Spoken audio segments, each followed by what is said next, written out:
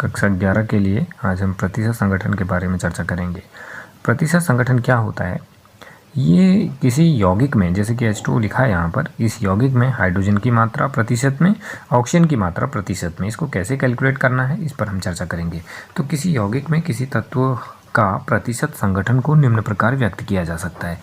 तो तत्व का प्रतिशत संगठन कैसे निकाला जाता है? यौगिक में तत्व की मात्रा बटे यौगिक का मोलर द्रव्यमान गुणा 100। सिंपल सा फॉर्मूला है।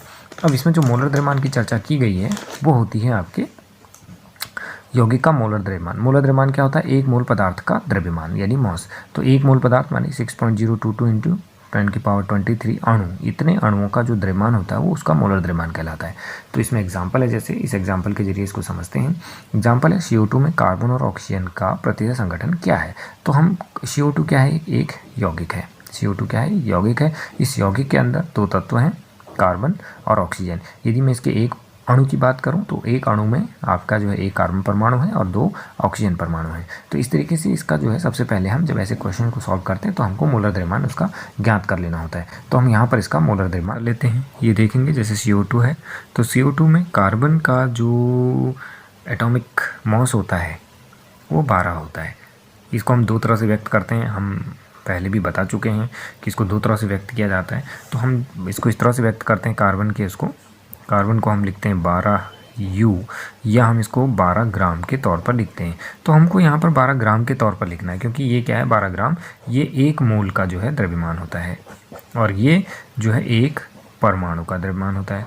तो अब हम यहाँ पर 12 पूरे मोल की बात कर रहे हैं, तो यहाँ पर आ जाएगा 12 ग्राम धन 2 ऑक्सीजन है, तो 2 गुणा 16 ग्राम बराबर 32, और टोटल कितना आ गया? 44। इसको ग्राम में व्यक्त किया गया है, तो ये जो है एक मोल का आपका द्रव्यमान हो गया, यानी इसका मोलर द्रव्यमान हो गया CO2 का। तो अब यहाँ पर देखेंगे कार्बन का प्रतिशत कैसे निकाला जाएगा? CO2 में कार्बन की मात्रा बटे CO2 का मोलर द्रव्यमान गुणा 100। तो कार्बन की मात्रा कितनी है यहाँ पर? CO2 में 12 ग्राम, तो हमने यहाँ पे 12 ग्राम लिख दिया, ये 12 ग्राम में है, ठीक है। और 100 से इसको गुणा कर दिया, बटे CO2 क्या है? वो 44 जो है वो क्या है? उसका मोलर द्रव्यमान है। इसे डिवाइड करने पर हमारा आ जाएगा 27 कितना आ गया? 27.27 आ गया। इसी तरीके से ऑक्सीजन का प्रतिशत हो गया। CO2 में ऑक्सीजन की मात्रा गुणा जो है 100 आ गया, और CO2 का मोलर द्रव्यमान आ गया। तो इस तरह से आ गया 32, क्योंकि इसमें कितना है? 32 ग्राम है। ये दिखाई दे रहा है आपको यहाँ पर 32 ग्राम है इसमें, और 32 गुणा 100 बटे 44, इसको सॉल्व करेंगे तो कितना आ जाएगा?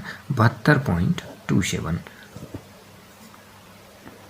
ये कुछ क्वेश्चन है, जैसे कि ये ग्लूकोज का है, इसमें कार्बन, हाइड्रोजन, ऑक्सीजन का प्रतिशत संगठन ज्ञात करना है। H2O में HO का प्रतिशत संगठन ज्ञात करना है। और ये सुक्रोज है, तो सुक्रोज में प्रत्येक तत्व का यानी कार्बन, हाइड्रोजन और ऑक्सीजन का प्रतिशत संगठन ज्ञात करना है। इनको आप जो अपनी कॉपी में बनाएंगे।